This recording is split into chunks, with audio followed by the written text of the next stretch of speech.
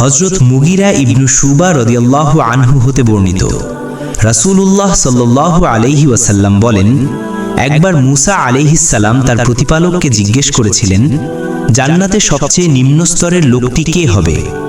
আল্লাহ বললেন, সে হলো এমন এক ব্যক্তি যে সকল জান্নাতীদেরকে জান্নাতে প্রবেশ করানোর পরে আসবে।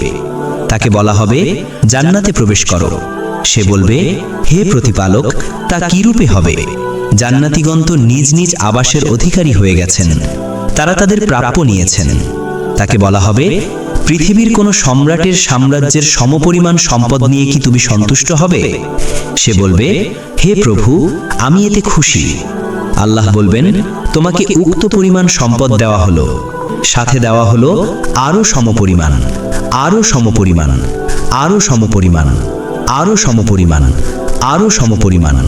পঞ্চমবারে সে বলে উঠবে, আমি পরিতৃপ্ত, হে আমার রব। আল্লাহ বলবেন, আরও 10 গুণ দেওয়া হলো, এ সবই তোমার জন্য। তাছাড়া তোমার জন্য রয়েছে এমন জিনিস যা দ্বারা মন তৃপ্ত হয়, চোখ জুড়ায়। লোকটি বলবে, হে আমার প্রভু, আমি পরিতৃপ্ত। মূসা আলাইহিস সালাম বললেন, তাদের মধ্যে সর্বোচ্চ কে? আল্লাহ তাআলা বলবেন, সর্বোচ্চ তারাই যাদের মর্যাদা আমি চূড়ান্তভাবে সুপ্রতিষ্ঠিত করেছি।